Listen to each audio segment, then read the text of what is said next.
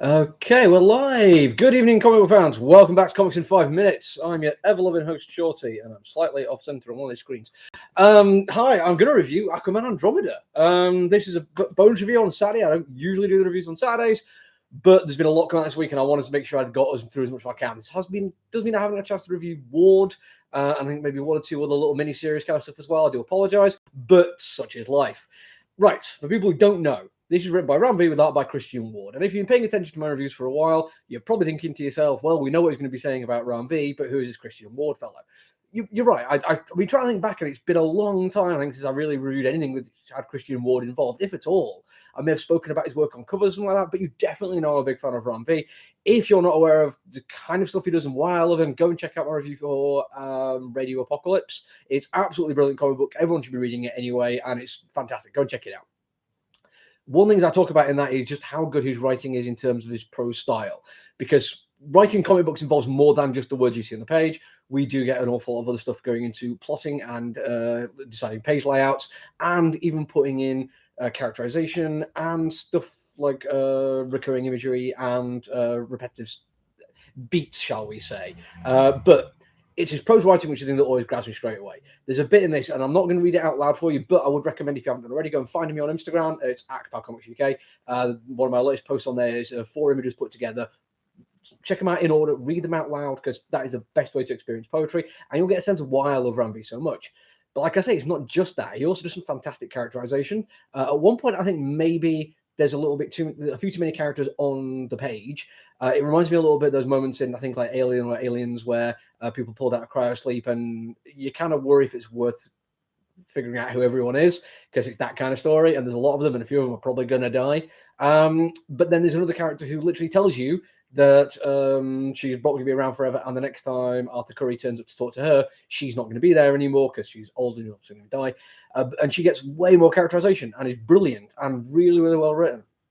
Now, that being said, there's also just so many repetitive motifs that are used that are so clearly going to be leading towards something that they're worth talking about. Some of it does lead into the artwork, which I'll get to shortly, but some of them are visual motifs. For instance, there's an awful lot of concentric circles. You come about as either droplets falling into water, radar screens pinging out, or sometimes concentric tunnels and pathways going off down the design of an inside of a submarine. There's also a commonly reused image of a circle bifurcated by a line, a horizontal line, which gets used like 4 or 5 times throughout, and each one looks absolutely beautiful. This kind of idea of circles and broken circles, I think, is going to play in quite heavily for it. The fact that, well, I said earlier, the old woman that is not going to be there next time he comes back, this is referencing to the fact that Arthur's been operating on kind of like a cyclical nature, and he has been forming habits and going over them again and again and again. It's become quite predictable. But her saying she's not going to be there next time is a breaking of a circle that started long before we joined this story. And that bifurcated line through it, I think, is going to be very important when it comes to how we are going to see the breaking up of the story. Because one of the times you see this is on an alien ship that's crashed into the ocean, and that's the premise of the entire thing. Even the wonderful writing I said at the beginning, that actually gets repeated at the end too. So that brings a cycle all the way through just in this one issue. It's going to be important. I don't entirely know exactly how it is, but I love the foreshadowing for it. I love the fact that this is all clearly laid out there for people who are paying attention, people who are actually engaging with it rather than just looking at a surface level. And if no other reason, that's a good reason to go and check out everything Ram V does. He's absolutely brilliant, and he is doing great things. Onto the artwork now. Christian Ward is fantastic. His style is beautiful. It looks all hand and organic, even if you use a computer coloring. The way he uses the repetitive symbology and symbolism that Ram V sets up is fantastic.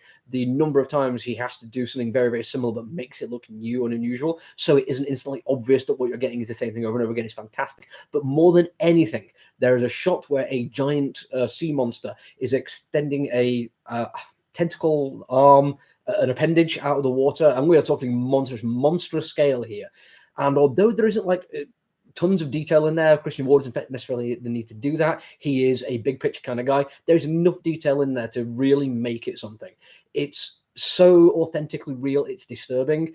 You can see as the tentacle is curving round, the shape of it is changing, not just the orientation. It feels organic to the point that if it started moving when I was watching it, I honestly wouldn't have been as freaked out as I usually would be.